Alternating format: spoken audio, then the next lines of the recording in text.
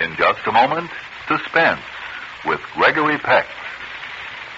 Oh, Hap, did you find that old picture album? Yeah. Take a peek at yourself in the old look. The funniest thing I've ever seen. Oh, Mary, here's a shot of a first car. Roll down curtains and everything, remember? Yes, and weren't we proud of it? Mm-hmm. But what an arm breaker. Crank like a rusty old coffee grinder. What a whale of a difference a quick-starting Autolite stay-full battery makes. Are you going to take Autolite again, honey? For stay-full battery? Mm-hmm. Oh, you said it, Mary. Why, I wouldn't trade that thirst-free powerhouse in our car for all the tea in China. Same goes for our Autolite spark plugs and Autolite ignition system. I don't suppose you'd care to trade this small talk for a half hour of suspense. Oh, sure, Mary, sure.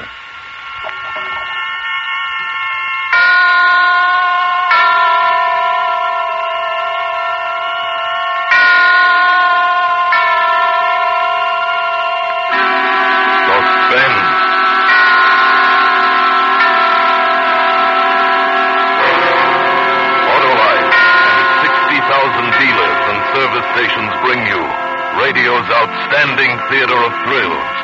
Starring tonight, Mr. Gregory Peck in Anton Leader's production of Hitchhike Poker. A tale well calculated to keep you in suspense.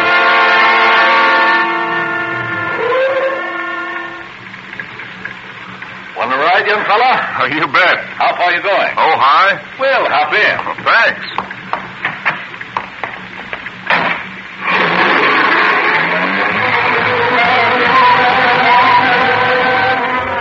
That's how I met J. Stewart Belden in his canary yellow convertible. That's how I took the ride. I'll be a long time forgetting. He looked to be about 45, and he wasn't bad looking for a guy that old. He was well built, about my size, no gray in his hair. And that coat he was wearing, boy, I'll bet plenty of camels went under the clippers for that one. So you're a student, eh? I'll graduate from Berkeley this year. I suppose you're a vet. Oh, yes, more than half the guys are vets. What's your name, son? Ridge Fowler? Married? Well, not me. Don't tell me you're a woman hater. Oh, no, it's not that. It's just, well, I have enough trouble feeding myself. I said the same thing years ago. But you'll change your mind when the right girl comes along. 9B 1863. Dud. Huh? Oh, didn't you ever play license plate poker? License plate poker? Never heard of it. It's just like regular poker, except instead of drawing cards, you draw license plates. Now, I drew that hand. There was nothing in it. Next card we see will be your hand. Here comes one now. Watch the license plate. 4J3134. 2 pair. 3s and 4s. You beat me. Hey, that's a good game. What are the stakes? Well, make it easy on yourself. Shall we say $100,000 a hand?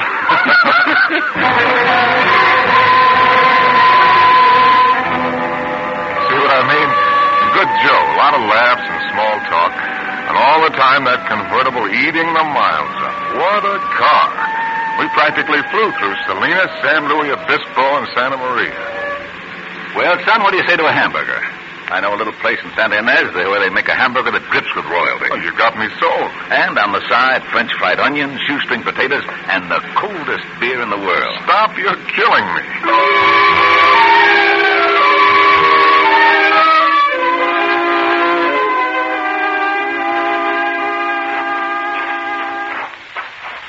Now, tell me, did I overrate the place? Boy, that was terrific. The trouble is they give you too much food in there. I've got to quit eating like that. My clothes are getting tight. Especially this coat. Well, that coat sure is a beauty. I'm nuts about camel's hair. You are? Say, I've got an idea. Why don't you try it out? Oh, no, Mr. Belden. I didn't mean Go that. ahead. You're just enough thinner than I am that it ought to fit you fine. Well, gosh, Here, go ahead. Try it on. College boy can always use a coat. Oh. Well, it's a good fit. It was made for you. Well, I don't know what to say. That's a coat for a king. Well, I guess that makes you a monarch then, son. Because it's your coat now.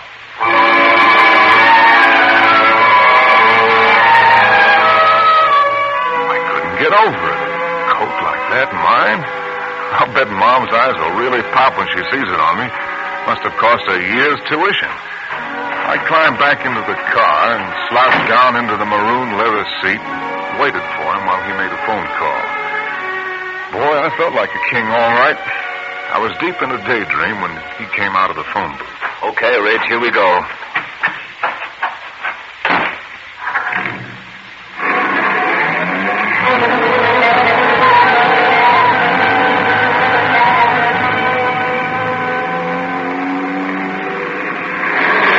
Hey, look, a straight. Huh? I drew a straight. 2J3456. Really? Straight? That's the highest hand today. That'll be tough to beat. Darn tough. Well, we drove for quite a while, not talking much. We left Highway 101 at Santa Ynez, where we got the hamburgers. There weren't many cars on the road, and Belden hadn't been able to draw anything to beat my straight. In fact, he seemed to lose interest in the game. He was concentrating on the road. It was a treacherous road, curved and high, full of hairpin turns, but he handled the car beautifully, taking those curves fast but sure, never slowing down a bit. Well, I like speed, but all of a sudden I felt nervous the way he was hugging the edge. I turned to look at him to say something, and the words stuck in my throat. He changed. No more the smiling host. Instead, he was fastened to the wheel like a hawk. That's what he looked like, a hawk, ready to strike. I was tongue-tied at the changing. I guess my reflexes worked slowly, but his didn't. He threw open his door, twisted the wheel. Hey! When the car hurtled into space, I was alone in it. My head crashed into the windshield. Another jolt threw me against the door. I'm not too clear at this point, but the next thing I knew, I was flying through space again. Only this time I was free of the car. I landed, sprawled against the side of the hill. I began to slip, roll. I grabbed wildly, desperately for just anything to stop myself. But it happened. It was the trunk of a twisted, gnarled old tree that grew out of the hillside. Hit me square in the stomach. Knocked the wind right out of me.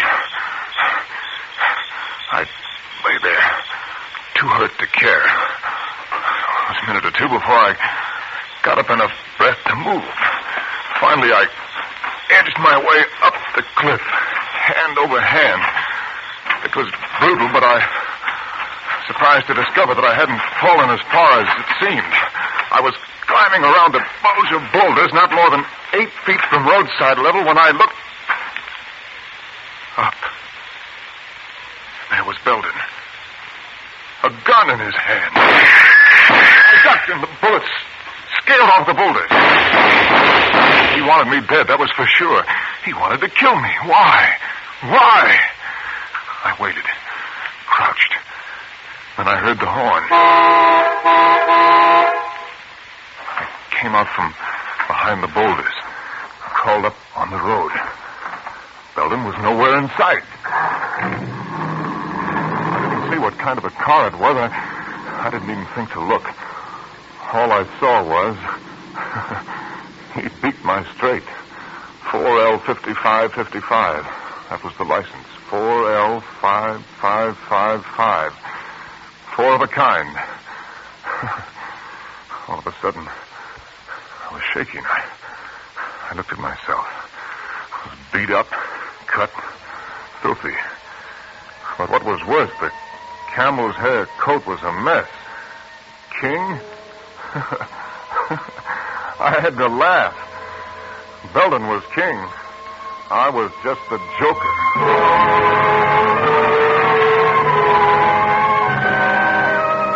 My back hurt, my head throbbed. I ached all over. But I walked every inch of the way back to Santa Ynez. It was dark by the time I got there. When I stood in front of the police station, I realized for the first time the meaning of the word sanctuary. I took a deep breath. I wanted to tell the police as straight a story as possible. I opened the door. Just relax and get the bus.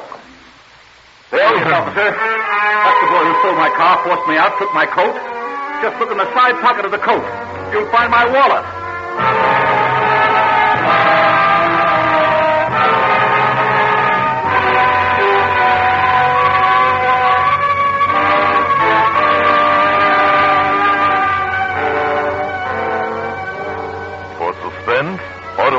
bringing you Mr. Gregory Peck in radio's outstanding theater of thrills, Suspense.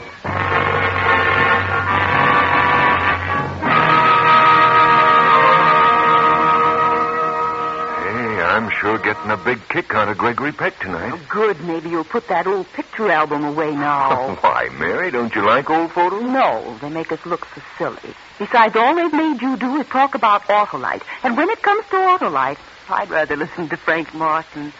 He really knows what he's talking about. Autolite new stay-full batteries need water only 3 times a year in normal car use.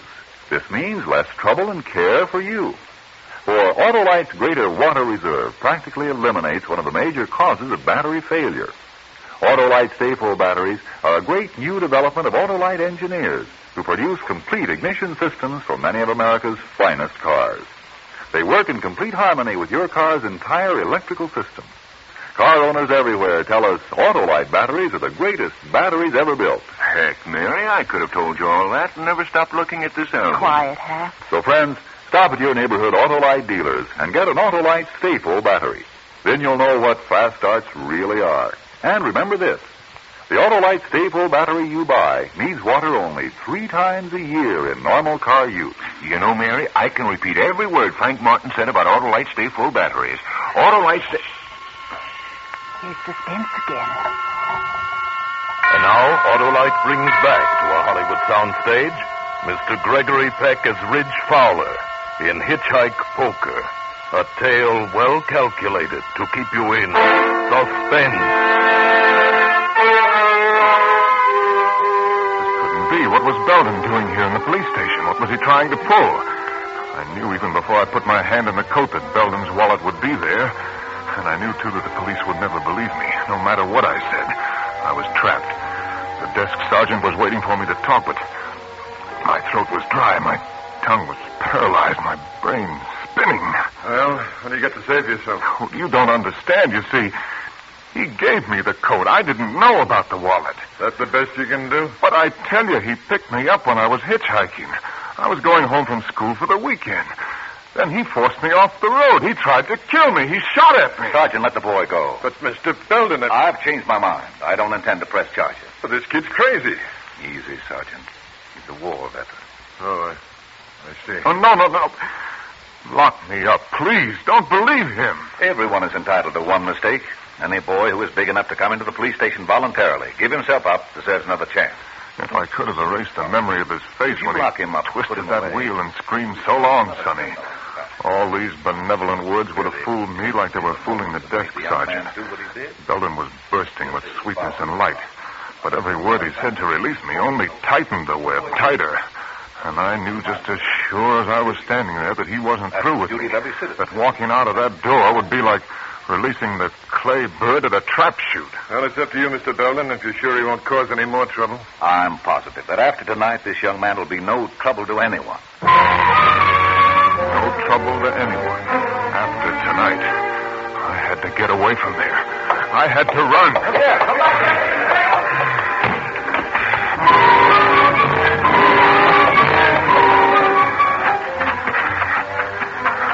I don't know how long I ran. I didn't know where I was.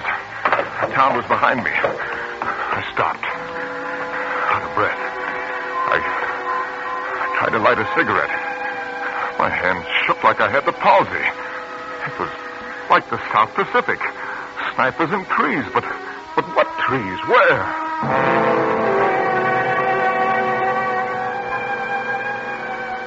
Then I saw the bright, glaring neon ahead. Mackinac, one sign said, and Wayside Rest Trucks Welcome, the other. Just a dinky service station and a lunch wagon, but it was an oasis to me. Howdy. Hey, what's the matter, Bud? You sick? No, I'm all right. You sure look green around the gills. Been in a fight? How soon will the truck start coming through? You got a long wait, about 2-3 hours. Been in an accident? Look, mister, I've got to get a ride to Ojai. Do you mind if I hang around and wait? No, I don't mind. Won't do no good, though. Ain't allowed to pick up riders, company rules. Might be lucky and catch a wildcatter, but I doubt it. Oh, thanks. You sure you're all right? Maybe you better go next door and get yourself a cup of coffee. Sure look like you could use one. Yeah. That's a good idea. Hey, if a ride turns up, I'll call you. Oh, thanks, Mac. Oh, I'm not Mac. I'm Al. Mac works days. Well, I felt halfway decent when I came out of the lunch wagon. I'd cleaned myself up and reduced my capital to 15 cents. Al had a customer. Yes, Noel, that'll be 280. Hey, Bud, come here. Huh? I got you a ride to Ojai. Oh, you have? Who with? The little lady here. She's been driving all day, got an awful headache. She's going straight to Ojai. Here's the fella I was telling you about, lady, that needed a ride to Ojai. Oh, I'm afraid you misunderstood. I just said I wished I had somebody to drive me. Oh, well, I don't blame you for not wanting to take a rider, but I'd appreciate it if you'd change your mind. I've got to get to Ojai tonight. Well, I am tired. Oh, go ahead, miss. He's a nice fella. Well, if you'll vouch for Now, me. wait a minute, lady. I don't vouch for anybody. All right. I guess it'll be all right.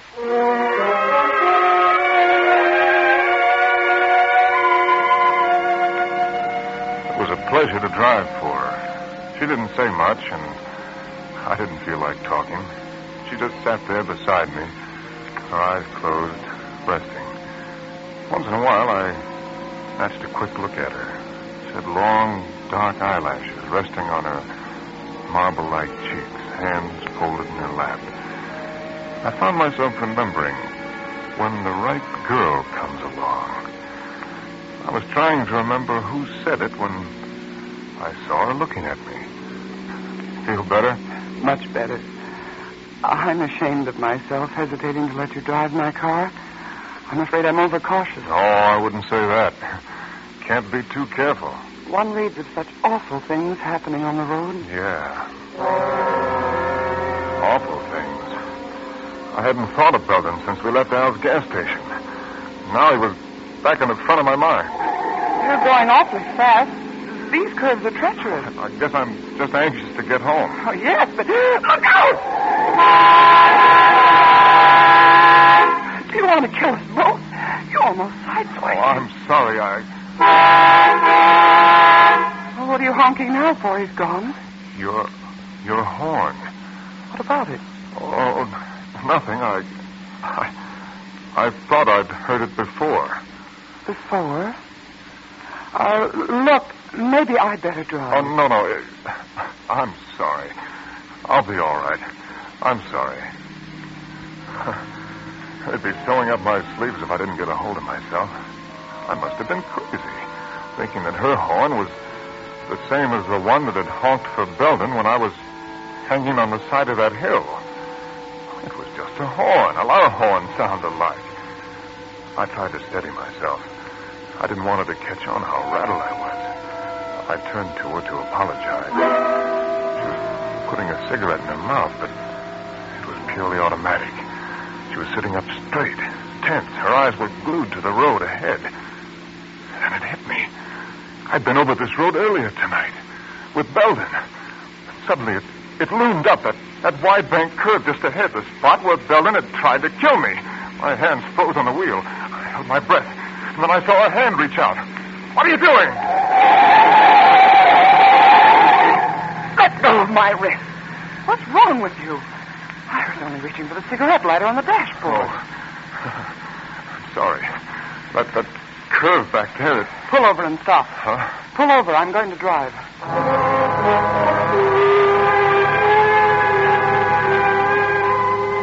She drove about a mile, I guess. Neither one of us said anything. Then, without any warning, she took a sharp turn off the highway and down a rutted dirt road. Hey, miss, you're leaving the highway. We'd better stop a while. You don't look so well. Oh, I'm all right now. You don't look it. Better have a drink. I'll reach in the glove compartment to find some scotch. Oh, really, I'm all right. Well, then maybe I need it.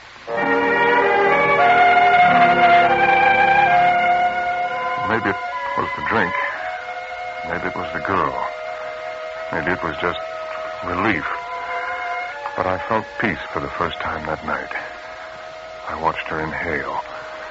The glow from the cigarette lit up her high cheekbones. I couldn't see her eyes until she turned her head. What's your name? Ridge. Mine's Virginia. Hi. Hi. You must think I'm pretty much of a jerk the way I've been acting. That's all right. Things like that happen to everybody. Yeah, I guess so. Look, I'm all right now. I could drive. What's your hurry? Well, I thought... What's the matter? Don't you like to sit here with me? Well, no, it's just that... I thought you were in a hurry.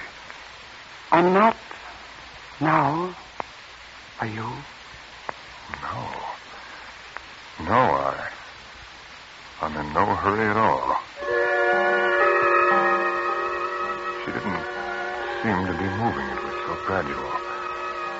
I caught a trace of warm perfume in her hair. She smiled at me. One of those elusive smiles, half innocent, half... Her head touched my shoulder. I accepted the invitation. I like you, Ridge. I like you a lot. Yeah. You know, tonight back in the filling station when I first saw you, What's the matter, Ridge? The miniature license tag on your key ring. Yes? 4L5555. Four of a kind. You play license plate poker? I'm afraid so, Ridge. 4 5s. The license of the car that picked Belden up after he tried to kill me. That's right. Then you're in it with me, Sonny. I fell right out of the car. Hard. My face buried in the dirt. I didn't black out, but it would have been much easier if I had. Only my mind functioned. Everything else seemed paralyzed. Well, you took your time getting here. I was delayed. You were supposed to be here waiting. What if I hadn't been able to keep him? Oh, I knew I could depend on you, darling, to detain him. What is that supposed to mean? Did you have to go as far as you did? Did you have to let him kiss you? Do you know a better way to keep a man on ice? A perfect wife, a little helpmate. Oh, shut up. Put him in the back seat. Now, just a moment, darling. I'm going to do it right this time. There'll be no slip-up. You fool! Put that gun away. Why? Don't you realize if a bullet is found in the body, it won't be accidental death? You're always so right, aren't you, darling? Only because you're so stupid. Stupid, am I? Who planned this whole thing? You did, and badly. If you'd handled it right in the first place, his body would be burned up by now, along with the car. Now put him in the back.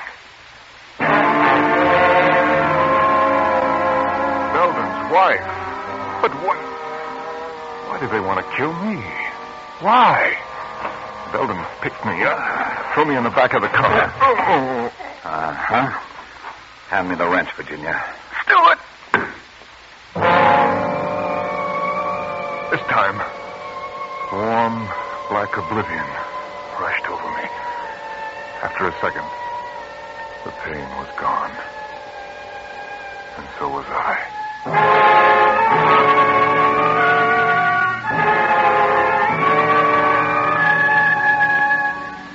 Consciousness returned in splotches.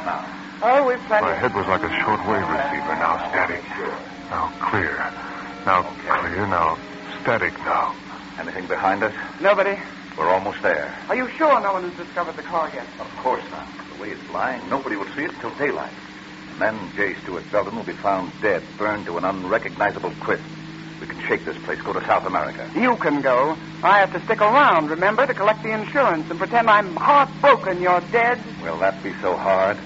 You didn't talk like this when you married me. But of course there was a lot more money then. Yes, swindled from suckers. Since when have you become fussy about where money comes from? What's changed you? The schoolboy? Don't be a fool. All right, we've got to work fast. Give me a hand with them. Wait. Huh? Here comes the car. The end of the line. But anyway, now I knew why. I was a stand-in for a corpse. I'll put it in his pocket as soon as I get him out of the car. All clear? Yes? This was it. They were on either side of me. I had to think straight. My body still felt numb. One chance, if only my muscles coordinated, I'd wait till he dragged me out of the car, and then I'd fight. Virginia, get the gasoline can out. I felt him grab me under the armpits. I I opened my eyes just in time to see that murderous wrench in the girl's hand. As she brought it down, my eyes closed. It hit me hard, but it wasn't the wrench, it was Belden. The wrench had folded him up, and he collapsed on top of me.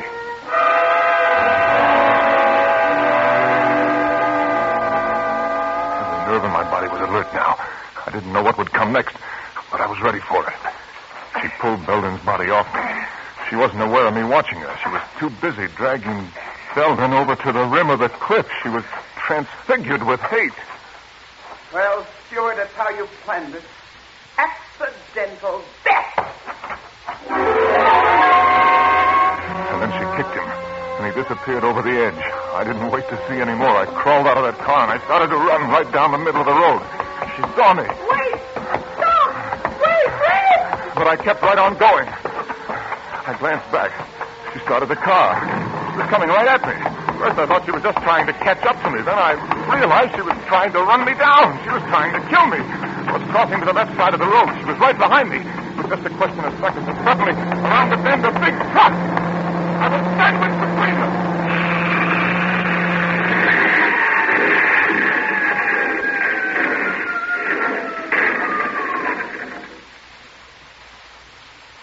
I stood, stunned with horror, her scream ringing through my head, and the picture of her in the car, swerving off into space, into the canyon below. Hey, Bud, you all right? Yeah. What happened? She went off the road. A crazy woman driver. We'll have to report it. Come on, I'll give you a ride into town. You hear me? Don't you want a ride? Yeah. Yeah. Sure. What are you staring at? Your license plate.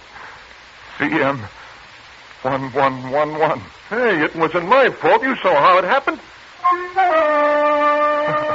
4 aces. 4 aces. I'd won. I'd taken the last hand. But as long as I live, I'll jump out of my skin whenever a car pulls up and a voice asks, "Want a ride, young fella?"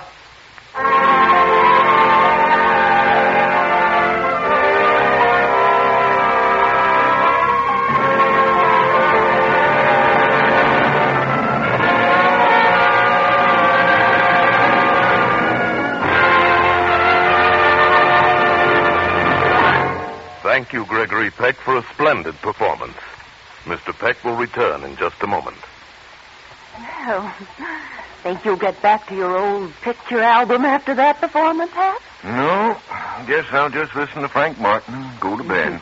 Probably dream I'm in the Sahara without an Autolite Stay Full battery. Yes, friends, like the faithful camel of the Sahara Desert, the Autolite Stay Full battery you buy goes a long time between drinks. It's a trouble-free battery and needs water only 3 times a year in normal car use. Autolite Stay Full's greater water reserve practically eliminates one of the major causes of battery failure. Get an Autolite Stay Full. Money can't buy a better battery. Autolite means batteries. Stay full batteries. Autolite means spark plugs. Ignition-engineered spark plugs. Autolite means ignition system. The lifeline of your car. In its 26 nationwide plants, Autolite manufactures bumpers, die castings, horns, instruments and gauges, lights, ornamental plastics, and more than 400 other automotive, aviation, and marine products. All are famous the world over for their Autolite engineered dependability.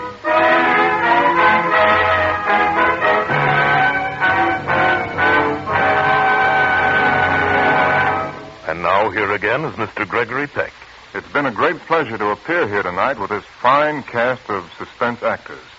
And I'm expecting almost as much pleasure from listening next Thursday when radio's outstanding theater of thrills brings you Robert Young and Virginia Bruce in Celebration, another gripping study in Suspense.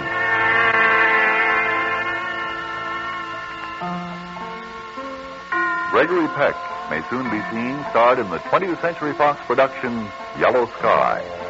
Ed Begley played the part of Belden, and Kay Brinker was Virginia. Tonight's suspense play was written by John and Gwen Bagney, with music composed by Lucian Marwick and conducted by Lud Gluskin. The entire production was under the direction of Anton M. Leader. In the coming weeks, Suspense will present such outstanding stars as Edward G. Robinson, Lucille Ball, Ray Milland, and John Garfield.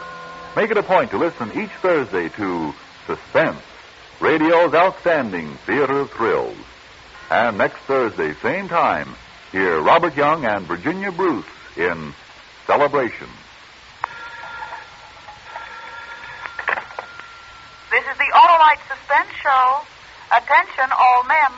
Join the fighting outfit that defends America, the new National Guard. Good night. Switch to Autolite. This is CBS, the Columbia Broadcasting System.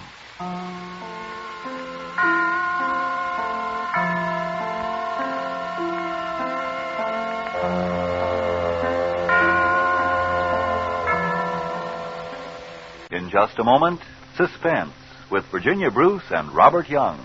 Hey, Mary, have you noticed there's a big dent in the left rear fender of our car? How'd it get there? What's that, dear? The dent in our rear fender. Oh, the dent. Oh, yes, of course. Well, dear, it's very simple. Yes? You see, I was going down to see Frank Martin. He's the Autolite salesman, you know. Yes, I know Frank better than you do. Well, you know the Autolite people, dear. They make those spark plugs you always talk about. Autolite resistor spark plugs, Mom. That's right. And Autolite makes stay-full batteries, Yes, too. I know, and Autolite makes complete ignition systems and over 400 other automotive, aviation, and marine products. But what about that dent? Well, dear. Oh, shh. Here's the Autolite show.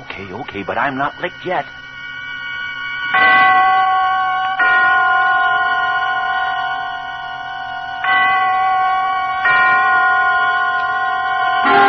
Suspense.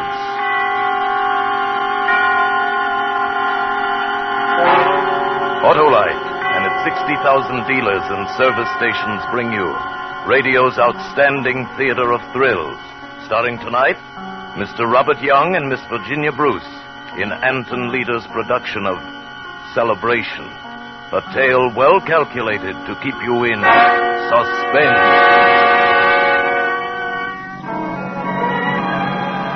Just a couple more miles and I'll be there. I wonder how she is today.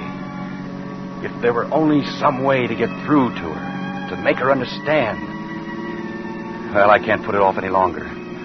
For her sake.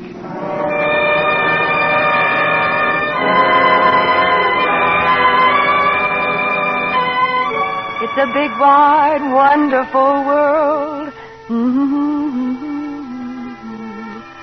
I sang. Todd was coming for me. As I packed my suitcase, I looked out of the windows. The gardens were lovely, the patio with the peasant furniture. Some of the girls were playing badminton. Some were in the pool. Todd was coming for me, and I had a surprise for him. It's a big, wide, wonderful world. Oh, let's see, where's my pink bed jacket? Bottom drawer. It was here, I think. Well, where's the white one? Oh, dear. I couldn't seem to find anything, but I didn't care. Todd was coming for me. It's a big, wide, wonderful world. I knew what he'd say. Oh, Emily. Emily, how I've missed you. He'd hold me so hard and rub his cheek on my hair and kiss me. And I'd tell him about the surprise. I'd say... Ford? Yes? It's Mrs. Halleck. Oh, one moment, Mrs. Halleck. I pushed my suitcase under the bed. Come in, Mrs. Halleck. Your husband just phoned, Mrs. Ward. He'll be here soon. Oh, Todd, such a darling. Thank you, Mrs. Halleck. You've been so kind to me. Well, I try to be to all the ladies. I just have to put on my perfume. It's passionate nice. Do you like it? Grand. Oh, careful, you're spilling it. Oh, I can't seem to hold things. Well, it didn't break. Stand back. I'll wipe it Oh, out. thanks. Heavens, I used to fill this dress out, and now I look like a scarecrow in it, don't I? You look grand. Now, you have everything. Your hat, gloves, purse. Oh, of course. Well, you remember last time you went for a drive. Last time. Oh, I didn't see your suitcase. I was just packing it. I thought I wouldn't come back tonight. Well, did you want to get this bunch of letters in your suitcase, too? Of course. Give them to me. They're Todd's letters. Todd simply adores me, Mrs. Halleck. I'm sure he does. Just listen to this letter and you'll see. Darling, you are my happiness. I can't live without you. You're as necessary as... When I looked up, she was gone. She had left while I was reading. I knew what she'd do. She'd tell Todd I dropped that perfume. I think you should understand, Mr. Ward. I could hear her talking to Todd downstairs in the vestibule. I appreciate all you've done for her, Mrs. Halleck. As I told you in the letter, she would be better off in a place where she'd get personal attention. I'll take care of it. That woman, that two-faced... She came in and told me Todd was waiting downstairs. I danced down the stairs to Todd. Oh, darling. Oh, Todd. Todd. And now, if you'll excuse me, please. Oh, of course. Thank you. Emily, come here. Oh, Todd. Emily. Oh, Emily, how I've missed you. Darling. You know, dear, today's an important day. Our 8th wedding anniversary. Why, Todd, we were married only 6 weeks ago. What? I never can remember dates. Well, we're going to celebrate. Oh, darling. Really celebrate this anniversary. We're going to all the places we used to go. The lake, Lover's Lane. Come on, darling, let's go. How can I tell her? What can I say? How can I do the things I must do? If only we could really turn back the clock. Back to before she fell down the stairs. Back to a time before the doctors told me about the pressure on her brain. The fact that any operation would prove fatal. If we only could go back to those wonderful days so long ago and keep them forever. But there's no turning back the clock. Not ever. Smell those pines. Yes. Todd, didn't you wonder why I brought a suitcase? Well, yes, I did. That's because of the surprise. Surprise? Yes. I'm not going back to the club, Todd. I'm coming home with you. Wonderful, dear. I'm going to make chin straights for the living room and do the bathroom over with a full-length mirror and the kitchen lots of stunning color. Now you're talking. It'll be a big job, but we don't care, do we? Of course not. But let's celebrate first, huh? If she only could understand how much that home of ours meant to me. If only she knew how deeply it hurt to see her. To hear her now the way she has been ever since the accident. The way she must be as long as that pressure is on her brain. If only she could understand.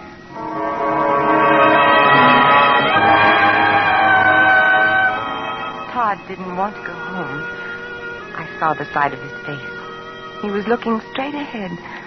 A sad look. Closed up, sort of. Then we turned in at the lake, and he cheered up. Look at that water, Emily. Yes. Have you ever seen anything so blue? No. Nothing is blue except your eyes. Oh, you darling flatterer. Well, here's our old parking place. Isn't it awfully quiet? You know, Emily, we could live a whole lifetime and never find anything better than we have right here. He opened the door. I'll get some blankets out of the back. I sat there while he went around to the back. I was alone again. People were always going away and leaving me alone. Oh, now, put a brave face on it, Emily. Powder your face and fix your lips. I opened my purse and groped around for my lipstick. Oh, dear, I wanted to spill like that. I reached down to pick up my things. Lipstick, compact. And my hand touched something. A little box. It was heavy. I read the words on the label. 38 caliber soft nosed shells. Bullets.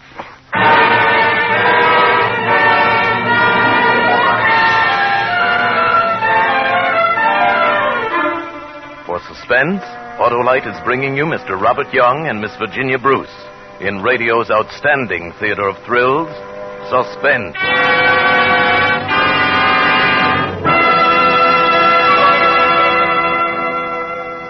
that, who's taking the hard knocks on this show, Emily or Todd? I don't know, Billy, but speaking of hard knocks, I still haven't gotten the lowdown from your mother on the knocking about she gave the car. Here's Frank Martin. Now, Frank, maybe you can tell me what happened to my car this morning. Well, what could happen to your car, Hap? You've got Autolite resistor spark plugs, haven't you? Yeah, but I got a big dent in the fender, too. Say, Mr. Martin, what does the word resistor mean? Well, it's like this, Billy. Autolite Ignition engineered a 10,000-ohm resistor right into the Autolite spark plug that permits a wider spark gap setting and maintains it far longer than in any other spark plugs. The Autolite resistor spark plug is the best thing that's happened in spark plugs in years. A great new development of Autolite Ignition engineers working with the country's leading car and truck manufacturers. When you replace your narrow-gap spark plugs with the sensational new wide-gap Autolite resistor spark plugs, you can tell the difference in your car. You get advantages like smooth idling and saving gas. And friends, right now you can buy Autolite resistor spark plugs anywhere in the United States. So don't delay. Get a set of Autolite resistor spark plugs now. But, Frank, Mary, Billy, somebody, please tell me what happened to the fender of my car. Quiet, Hap. Here comes Suspense. And now, Autolite brings back to our Hollywood soundstage Mr. Robert Young and Miss Virginia Bruce in Celebration, a tale well calculated to keep you in suspense.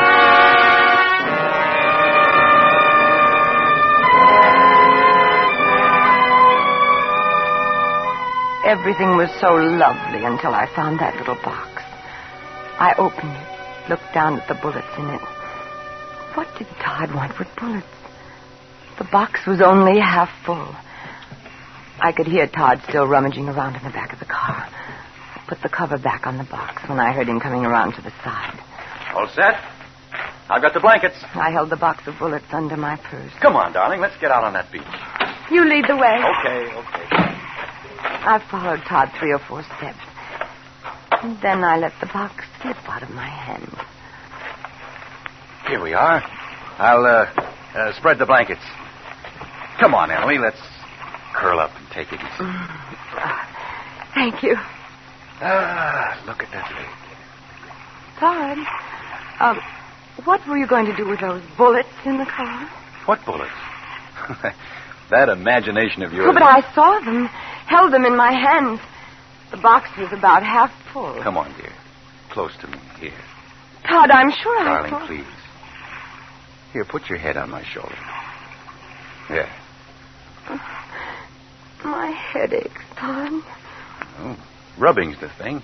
Oh, you're hurting me. I'm sorry, darling. Oh, no. Something the matter? Oh, man. Yes. What do you want? I heard her cry as I was passing. Well, she's all right. Mm-hmm. Nice car you got over there. Yes. Thought the missus wasn't feeling well. She's all right. Lonely place here, huh? Well, I'll be getting along. Where did he come from? I thought we were alone here. Alone? We have so few moments together, Emily. I get so scared. I look it, don't I? Darling, why, when you came down the stairs today, you were radiant. Was I? Was I really? You were beautiful. Why am I like that sometimes and sometimes... You were my life, Emily. Come here. Oh, Todd. Oh, you do want me. Kiss me again. Emily. Emily, in all the world, there could never be another woman like you. You've given me more happiness than... God, I dream of this. I live for it. Yes, but... Emily, Todd! Emily, listen to me. Todd, please! Darling, the doctor said... What doctor?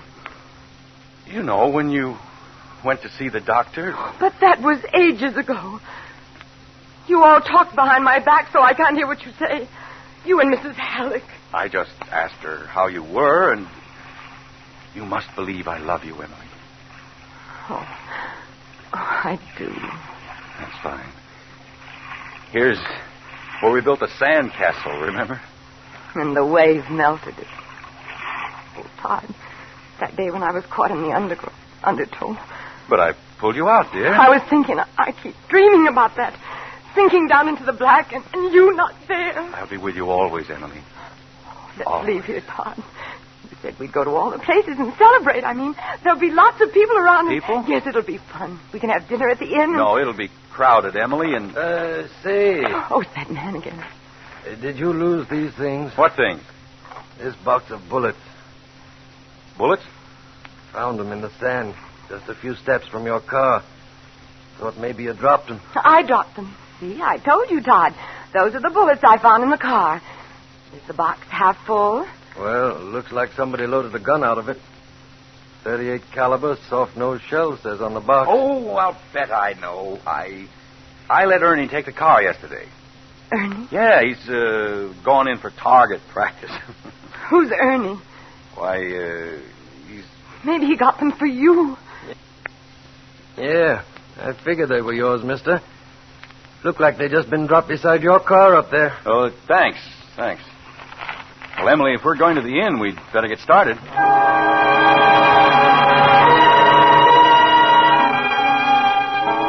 That was too close. She nearly caught me. But it's too soon for her to know. I've got to be careful. But I can't wait too long. I have to cut the celebration short. You wait here, Emily. It's been so long since we were here. I'd better see what it's like. All right. I'll be back in a minute. I was alone again. Oh, relax, Emily. If Todd didn't come out in a minute, I'd go in after him. What I needed was a cigarette. I opened the glove compartment. Handkerchiefs, map, flashlight, gloves. No cigarette. I pulled out an envelope. An envelope addressed to Todd at his office, marked personal. I unfolded the letter. Dear Mr. Ward, Dr. Kernitz today confirmed that Mrs. Ward's condition is becoming progressively worse, and she needs more personal attention than we can give her. And since we are not equipped to care for hypomanic patients, we request that you make other arrangements for her at your earliest convenience. Sincerely, Bertha Halleck. Mrs. Halleck! I threw the letter back in the glove compartment and slammed the door. This place is terrible.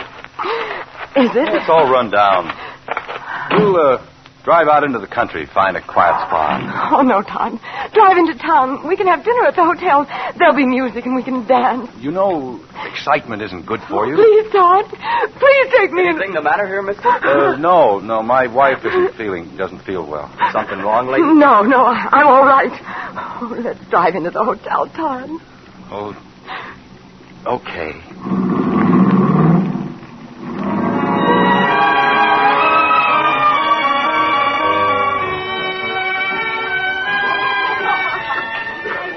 Isn't this wonderful, darling? Wonderful. Let's drink to us here. To us? Mm-hmm. Oh, Todd, you do really mean it. More than anything in the world. Would you care to order now, sir? Yes. What would you like, Emily? Roast beef, southern fried chicken, lobster thermidor, duck with orange? I'll have the southern fried chicken. Good. I'm afraid the chicken is all gone, madame. Oh, that's the one thing I want. Southern fried chicken and everything that goes with it. I'm sorry, madame. Well, maybe there's just one order left. I'll see what I can do. You, sir? Lobster thermidor. Yes, sir. A Roomba. Shall we dance? Oh, yes, let's. Come on. The way your face lights up, darling. Being in your eyes again. Oh. Just relax, dear. Oh, excuse us, please. I'm sorry. Oh, the music isn't right, and why is everybody bumping into us? Let's go back to our table. All right. Oh, thank heaven. There was just one more order of chicken left, sir. I'll serve you in a moment. Oh, that's fine. Thank you. Where's my purse? Right here, behind the flower bowl. And bulging full. What have you got in there? Your letters. Oh, no. Yes, I read them over and over. You wrote this one from Omaha. Darling, you are my happiness. I can't live without you. Emily. You're as necessary as the air I breathe. Emily, people are listening. Better Give me those letters. No, but they're mine.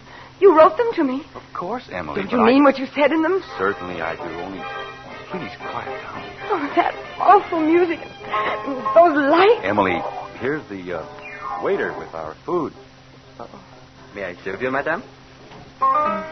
What's that? Fried chicken. Oh, Todd, you know I never eat anything fried. But the lady insisted, sir. Southern fried chicken and everything that goes with it. Well, take it away. I'll pay for it. Yes. Oh, maybe this once won't hurt. Very good. Here you are, madame. The lobster, sir? Thank you.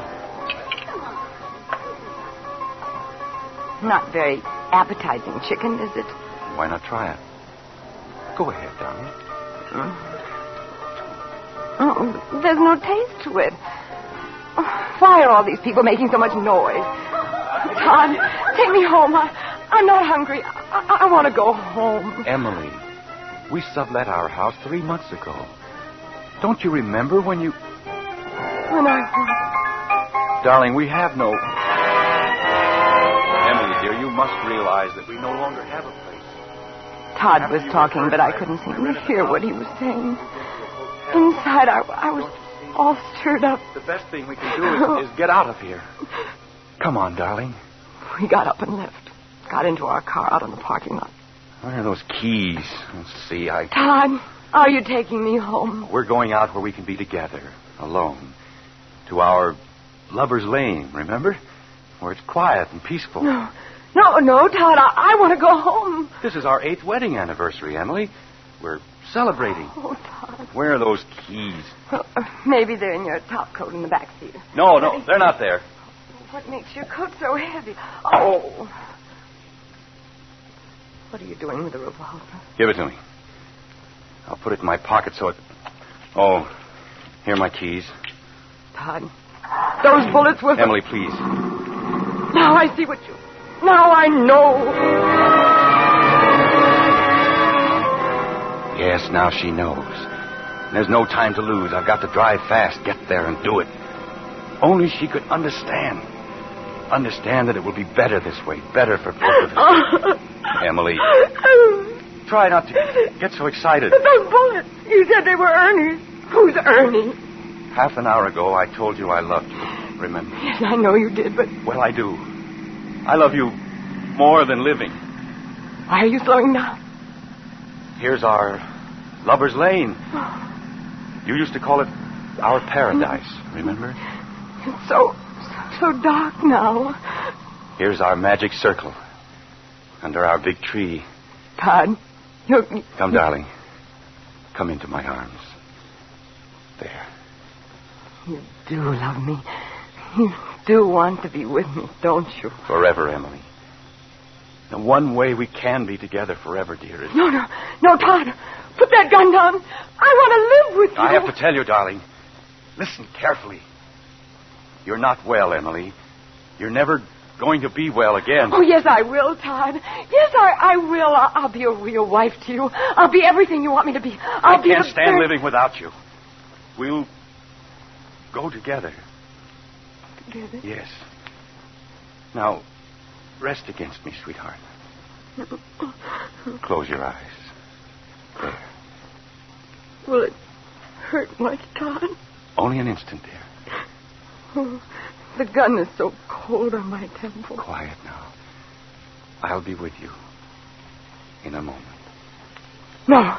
Doesn't work. Emily, you'll kill me and leave me alone. No, Todd, don't. I won't kill you. I didn't. I won't go through with it. Emily, stop it. Stop it, Emily.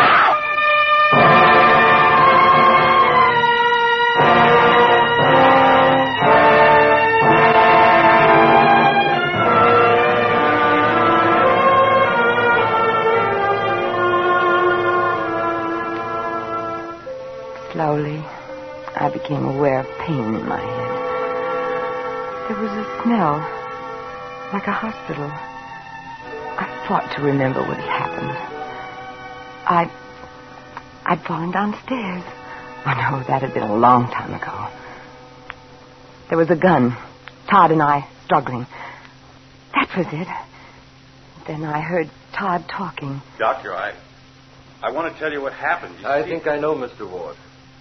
Your wife suffered a head injury some time ago, which caused the bone to press on the frontal lobe of her brain, causing acute hypomania. Isn't that right? Yes, but I've seen many people, Mr. Ward, whose loved ones faced a living death, so I can imagine your thoughts. Yes, but you must understand. I meant to end it. Hmm? For both of us. But when the time came, I couldn't. I just couldn't. Well, what happened was an accident. A very fortunate accident, because the bullet which struck your wife's head tonight did what medical science could not do. Huh? The operations necessary to remove the bullet served two purposes, and your speed in getting her here saved both her life and her sanity. She'll be all right. After a couple of weeks of rest. And your wife is no longer a hypomanic, Mr. Ward. If I were you, I'd give thanks to whatever fate guided that bullet along the course it took. Right then, I knew that everything was wonderful, even the pain in my head. And Todd was by my side, bending over me. Emily. Oh, Todd. Emily, darling. Can you ever forgive me? Forgive you, darling? After what the doctor said? Oh, Todd. I just couldn't live without you. I wanted us always to be together. And now we will be. Darling, isn't this our 8th wedding anniversary? Yeah. Well, then, let's celebrate.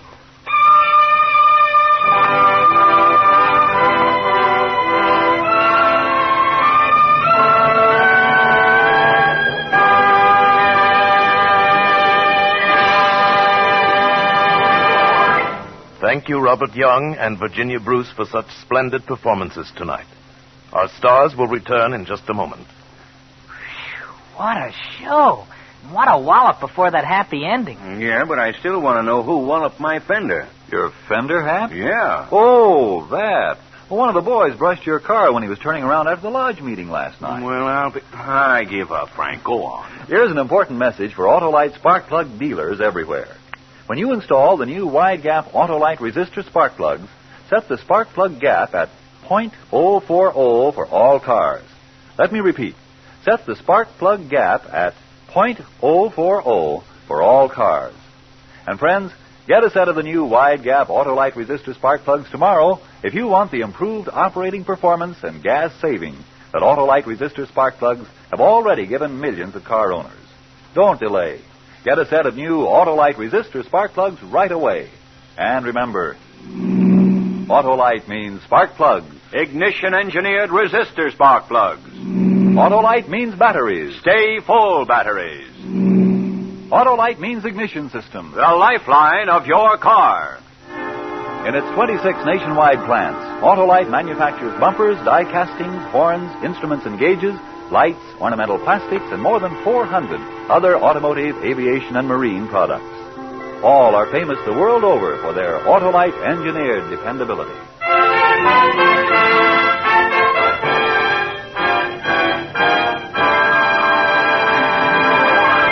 And now, here is Mr. Robert Young. It's been a pleasure to appear again on Suspense, and doubly a pleasure when it meant co-starring with beautiful Virginia Bruce. Thank you, Bob. It's been a pleasure for me, too. But there's another pleasure I'm looking forward to, hearing next week's Suspense. We all are.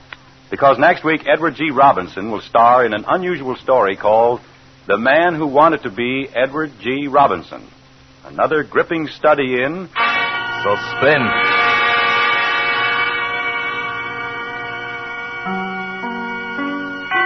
Virginia Bruce may soon be seen in the Paramount picture, Night Has a Thousand Eyes. And Robert Young appears soon in his latest RKO production, Baltimore Escapade. Tonight's suspense play was written by Phyllis Parker and Arnold Marquis, with music composed by Lucien Morawick and conducted by Lud Gluskin. The entire production was under the direction of Anton M. Leader. In the coming weeks, Suspense will present such stars as Ray Milland, William Powell, Lucille Ball, John Garfield, and many others. Make it a point to listen each Thursday to Suspense, radio's outstanding theater of thrills. And next Thursday, same time, hear Edward G. Robinson in The Man Who Wanted to Be Edward G. Robinson.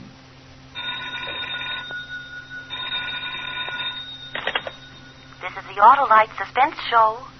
Drive as if your life depends on it. It does. Good night. Switch to Autolite. This is CBS, where 99 million people gather every week, the Columbia Broadcasting System. In just a moment, Suspense with Edward G. Robinson. Boy, have I got the hiccups. I'll say you have. And the way you're sputtering, you sound like a car that needs a set of new Autolite spark Now, plugs. Hap, it isn't funny. Billy, have you tried drinking a glass of water while you hold your breath? Mom, I'm so full of water now, I feel like an Autolite Stay Full battery. Men never take anything seriously. Maybe what Billy needs is a hiccup. I mean a checkup at an Autolite ignition service station. It might help if I could get my mind on something else. Say, I know what'll make you forget those hiccups and give you a bunch of thrills to boot. Switch to Autolite, Mary. It's time for Suspense.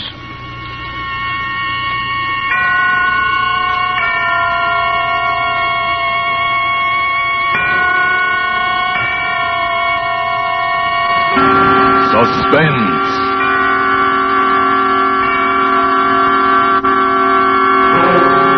Autolite and its 60,000 dealers and service stations bring you radio's outstanding theater of thrills. Starring tonight, Mr. Edward G. Robinson in Anton Leader's production of The Man Who Wanted to Be Edward G. Robinson. A tale well calculated to keep you in suspense.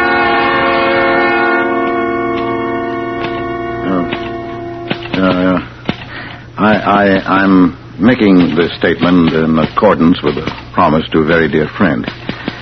It's a complete statement in every detail, even including those matters which are to me personally most incriminating. Because my trust in my friend is such that I haven't the slightest concern on that score. Or any other. What follows concerns primarily two persons. Myself, Homer J. Hubbard, and my wife, Ada Sampsey Hubbard. Even when I was courting Ada, I was aware that hers was a strong and domineering personality, to say the least. And after we were married, well, at first I put up with Ada's constant nagging and petty persecutions as best I could. I put up with them for 20 long years. It wasn't until a memorable evening a little over a year ago that the first dim outlines of an escape and finally a plan began to take shape in my mind. You see, I never was much of a one for movies, but Ada and I had gone to see a picture called Little Caesar. It was a reissue, I think they call it, with an actor in it whom I never even heard of before. Oh, so you thought you rat on me, huh? Well, get this. Nobody rats on Little Caesar, see?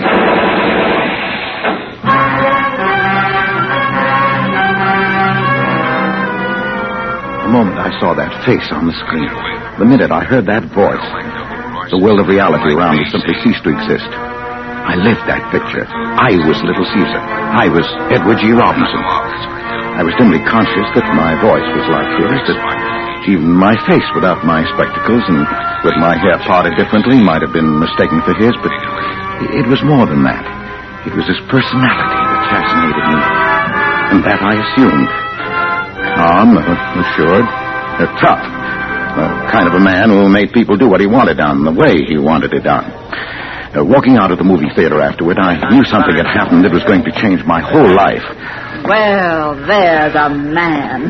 Yes. Caesar, they call him, and well they may. Yes. And that Edward G. Robinson, I'll wager he's no cast for Milk Toast Caesar. Yes, dear. Is that all you have to say? Well, yes, dear.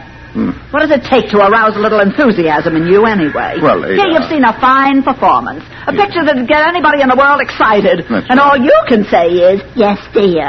I wish you were half the man that Robinson is.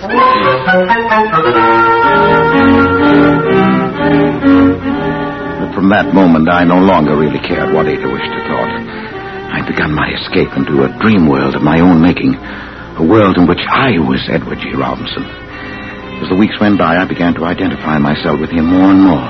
I imagined myself in countless dangerous situations, and when no one was looking, I imitated him and I affected his mannerisms.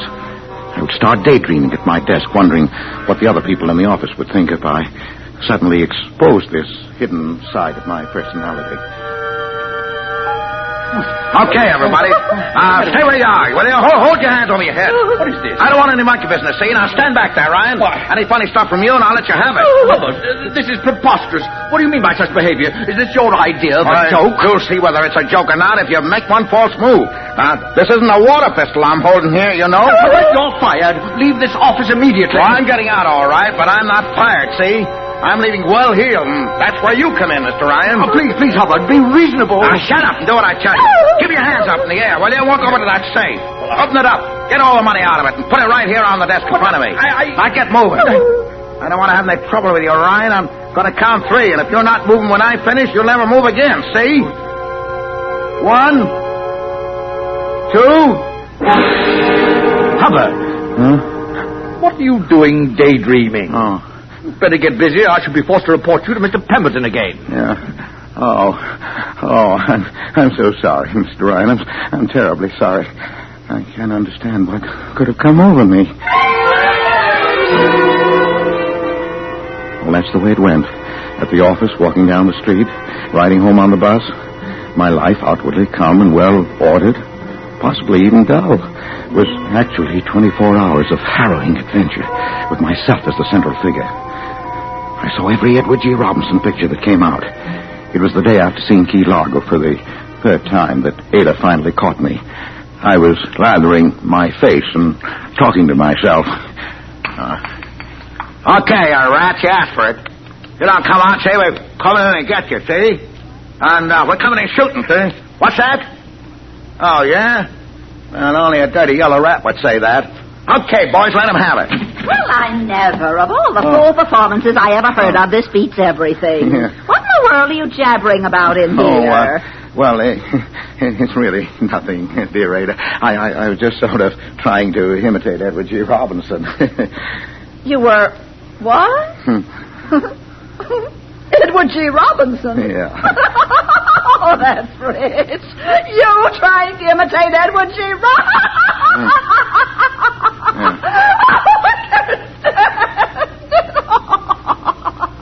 Don't stop. Don't let me interrupt the performance, Mr. Movie Star.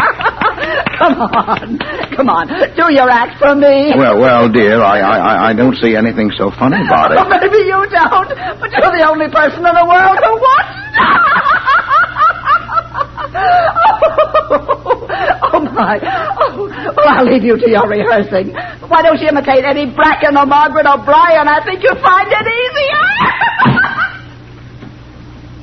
It was right then that I decided to kill her.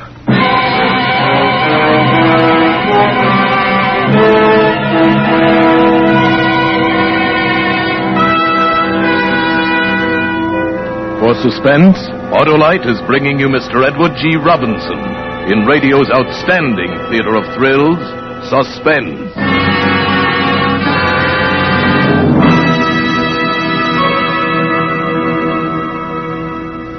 Say, Mary, looks like Billy's all over those hiccups, thanks to Edward G. Robinson and Suspense. Shh, don't mention hiccups again. He might get them back. Let's switch his mind to something else. Well, you know how he is about anything Autolite makes. Mm-hmm. Let's listen to Frank Martin. That'll do the trick. Friends, money can't buy better electrical equipment for your car than Autolite. And here's why. In the first place, Autolite is the world's largest independent manufacturer of automotive electrical equipment. Original factory equipment for many of the finest cars and trucks in America. In its 26 nationwide plants, Autolite manufactures distributors, generators, starting motors, spark plugs, batteries, wire, not to mention such things as bumpers, die castings, horns, instruments and gauges, lights, ornamental plastics, and over 400 other products. What's more, Autolite service stations all over the country are staffed with trained men and specialized machines to give your car the best possible electrical service. So, friends, when your car's electrical equipment needs attention, drive into your nearest Autolite service station or the dealer who sells your make of car and ask for original factory parts and service.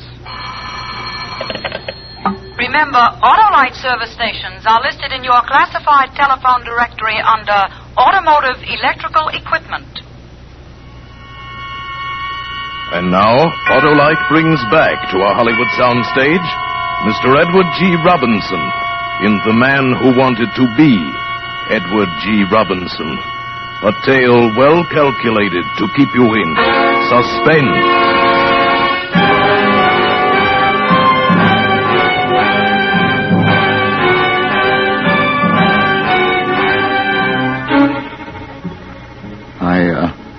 I might have decided to have mercy on her if she'd only let me alone. But Ada could never leave anyone alone. She ridiculed me at home and in front of our friends. Sometimes she'd let a few weeks go by without saying anything, and I would think that perhaps she had forgotten. No, Ada never forgot.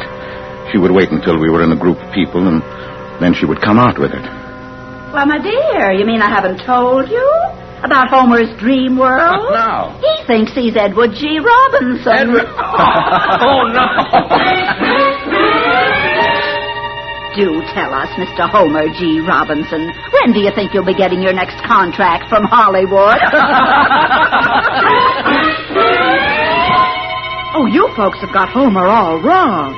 He's a killer at heart. Just a cold-blooded killer.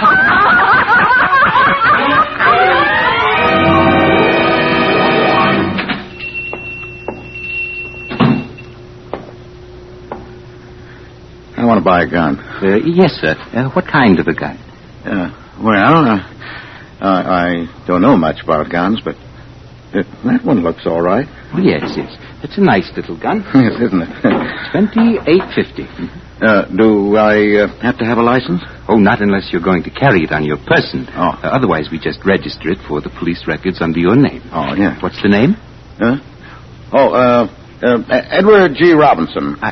I beg your pardon. You heard me, Mug. Edward G. Robinson. See?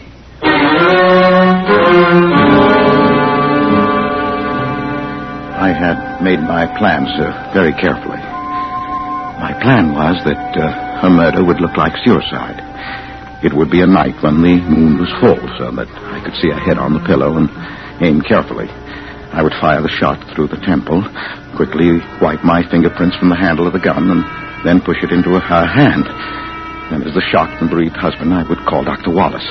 The police wouldn't come until later, and when they did, I would be ready for them. I was so busy laying my plans that I hadn't been reading the papers and had to be told the big news. Homer? Oh, I beg your pardon. Mr. Robinson. Oh, please. Would you mind passing the spinach? That is, if you're not too preoccupied with planning your next murder. Oh, please, Ada. Yeah, held up any banks lately, Homer? Here you are, dear. Oh, say, that reminds me, all kidding aside. Did you know that he's going to be here next week? Who? Edward G. Robinson. What? He's going to address the hobbyist convention. Oh, is that so? Yeah, sure. Well, I'd like to hear him. I would, too. Oh, I'd love to see what a real He-Man is like. Not just a poor imitation.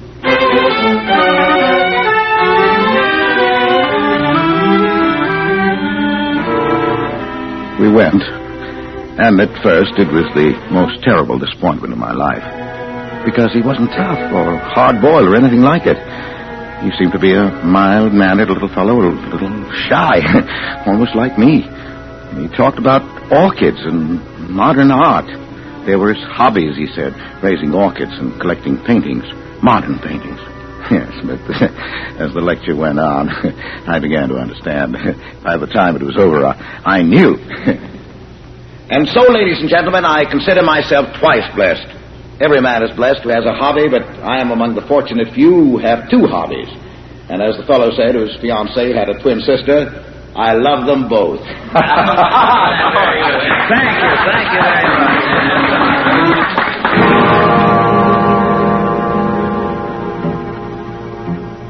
Later that evening, I made an excuse to get away from Ada and went down to the hotel where I knew Mr. Robinson was staying. I bribed the bellboy $1.75 to tell me which was his room. I went down the hall and knocked at the door of 708. Yeah? Western Union. Come on in. Just put it on the... Well, say, Western Union dresses their boys up pretty snappy in this town, don't they?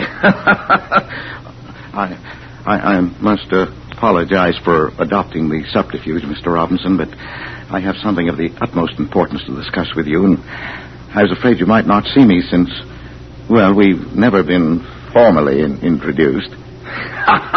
Formally introduced? Why, that's all right. What is it, autograph? I'm afraid it's something a good deal more serious than that, Mr. Robinson. Yeah? Well, you caught me right in the middle of shaving, as you see, but if you don't mind my finishing the job while you talk, why, come right along inside. Tell me all about it. Thank you. Well, now, what's on your mind? Well, Mr. Robinson, I have a problem, and I feel you are the person best fitted in the world to tell me what to do. That's so. Well, what is the problem? Mr. Robinson, suppose, of course, this is purely hypothetical, but suppose you were going to kill somebody. Kill somebody?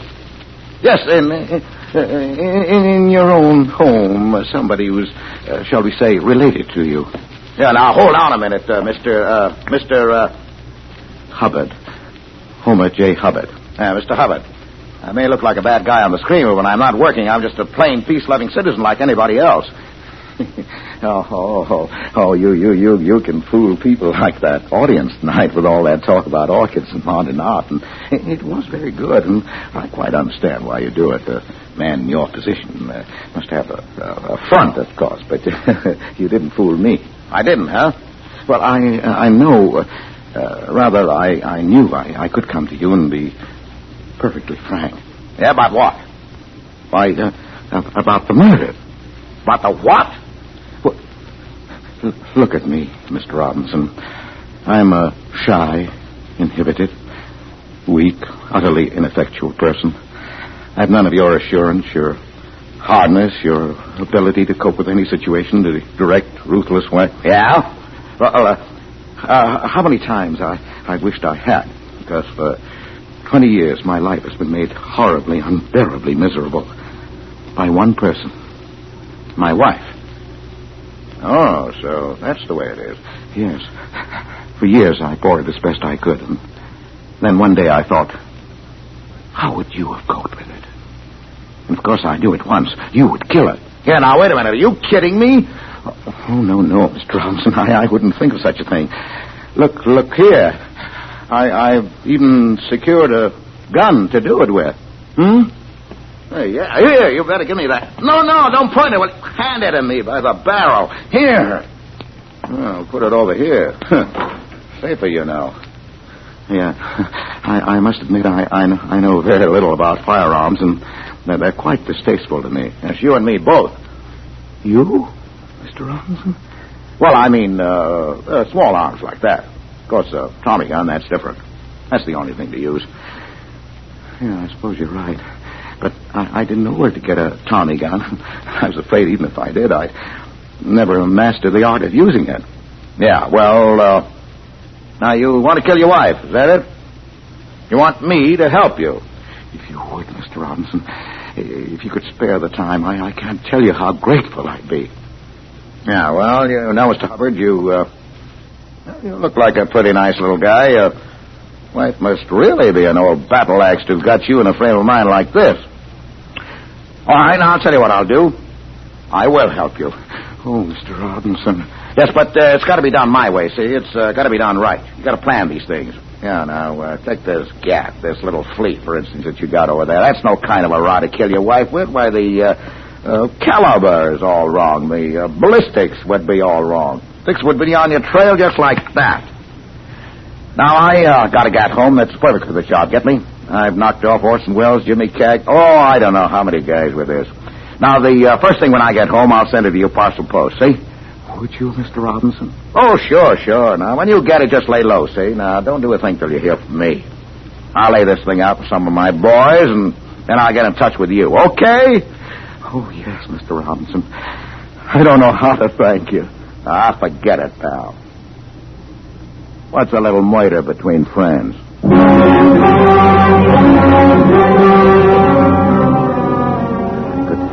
I could scarcely maintain my composure in the 2 days that followed. The second day, sure enough, the gun arrived. It was a great, heavy thing. The kind that's referred to, I think, as an automatic. Remembering its history, I handle it with the utmost care and reverence. I hid it in the garage where I keep my pipe that Ada won't let me smoke in the house. It was the next afternoon, a Saturday, that the phone rang. I rushed into the bedroom to answer it and close the door after me so Ada wouldn't hear in case it was. Hello, Homer. Yes? This is Eddie. Eddie? Yeah, you know, Eddie Robinson. Oh, yes, Miss... Eddie. You get that package I sent you? Oh, yes, I got it. Okay, but don't fool around with it, will you, until the time comes. Kind of tricky.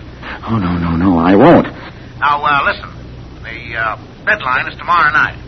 Midnight, got it? Yes? Now, here's the layout. Tomorrow night, you go to bed, just as always, but have that cat handy and leave the front door open, see? I understand. Oh, say, wait a minute. I meant to ask you, is it safe to talk where you are? Oh, yes. The phone's in the bedroom and the door is closed. The bedroom, huh? Swell. Well, now, listen. A little before midnight, you get up, see? When she's asleep, you take a spot just outside the bedroom door, see? Where you can keep an eye on her and on the front door, too, see? Yes?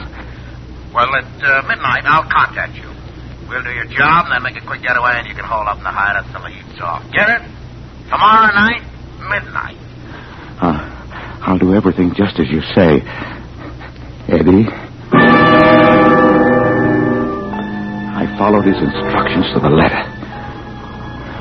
It seemed hours before Ada went to sleep that night. It seemed days until my watch finally crept around towards midnight. But at last, the time had come. I crept out of bed, got the gun out of my coat pocket, and took my position on the landing outside the bedroom door as he had told me to. And then suddenly the phone rang. The plan was ruined. Even Edward G. Robinson couldn't have foreseen this. I rushed back into the bedroom, hoping against hope that I could catch it before Ada woke up. But she already had the light on. Homer! What in the world are you doing prowling around at this time of night with a gun in your hand? Why, I thought I heard a burglar. Burglar? When I've answered this phone, I want to talk to you, Homer Jeremiah Hubbard. Yeah. Hello? Yes. What? Oh. What? Homer, there is a burglar. Is there? Someone just saw him trying to get into the house. Oh, are you sure? Of course I am. A man just phoned that he saw the burglar. Well, don't just stand there. No. He's got a gun. Go on down and stop him. Yes, but Ada... Come on. Do you want us to be killed in our beds? No. Go on, I say. Oh, Ada, why do you have to spoil everything?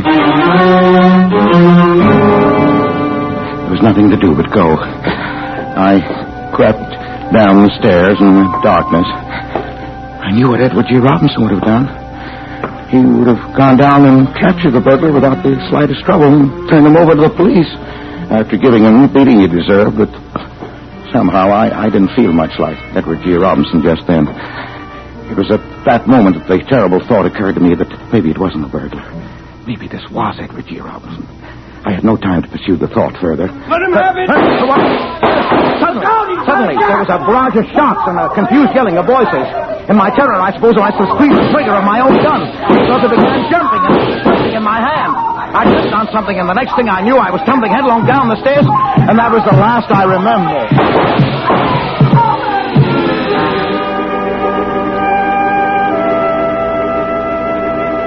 When I woke up, Ada was holding my head in her arms. She was crying. They made me stay in bed for a couple of days, but... Well, I really didn't mind. There were reporters to see me and take my picture for the paper, and all kinds of people.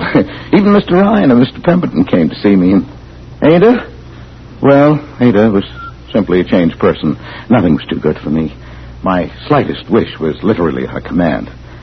If the whole thing hadn't been an accident, if I planned it that way, it couldn't have turned out better.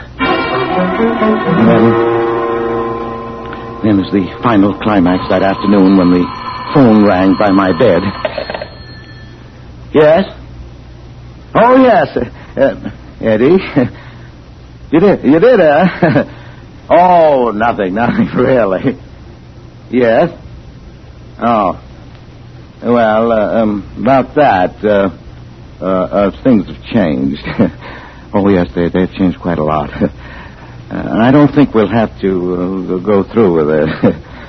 Yeah, that's right.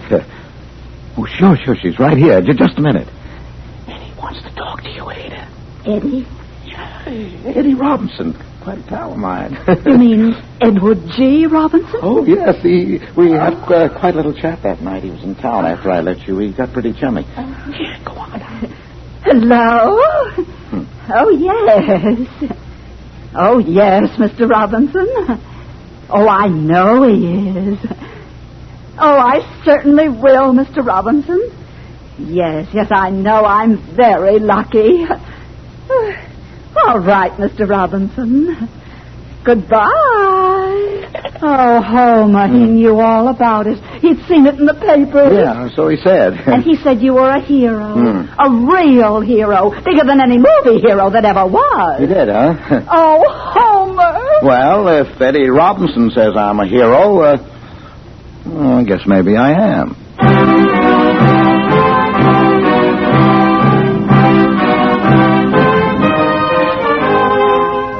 Couldn't have turned out better, Eddie.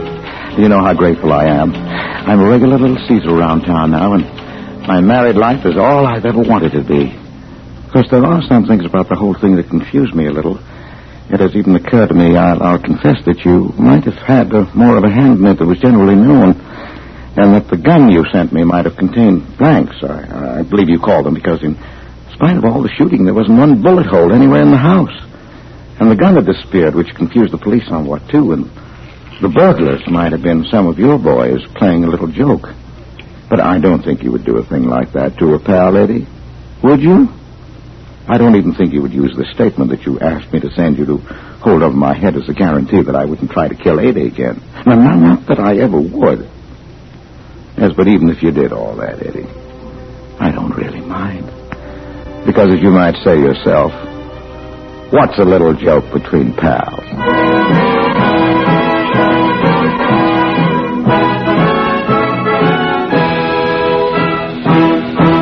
Thank you, Edward G. Robinson, for a splendid performance. Mr. Robinson will return in just a moment. My, that was a wonderful performance, wasn't it, Hap? Sure was. Say, Billy, how are the hiccups? Oh, gone, Dad. I think I lost them during Mr. Martin's last Autolite commercial. Yeah, that's fine. Well, I guess it's time to... Oh, my gosh. Now I've got them. Mary, turn up Frank Martin again, quick. Autolite original factory parts and Autolite service stations work as a team to help you maintain carefree, economical performance for your car. So, friends, when your car's electrical system needs attention, drive into your nearest Autolite service station or the dealer who sells your make of car and ask for original factory parts and Autolite service. Money can't buy better electrical equipment than Autolite. And remember, Autolite means spark plug, ignition-engineered spark plug. Autolite means batteries, stay full batteries. Autolite means ignition system, the lifeline of your car.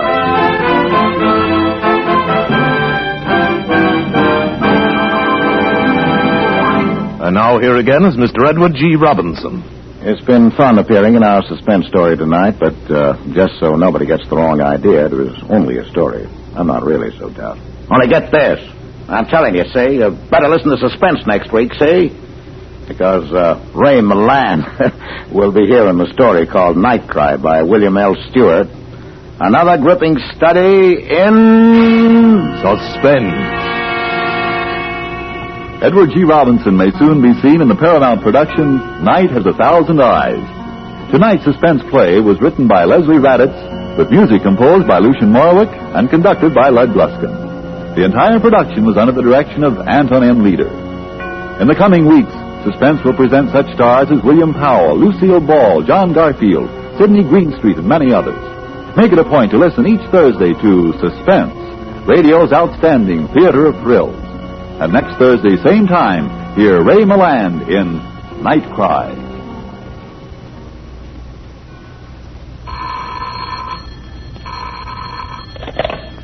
This is the Autolite Suspense Show. Drive as if your life depends on it. It does. Good night. Switch to Autolite.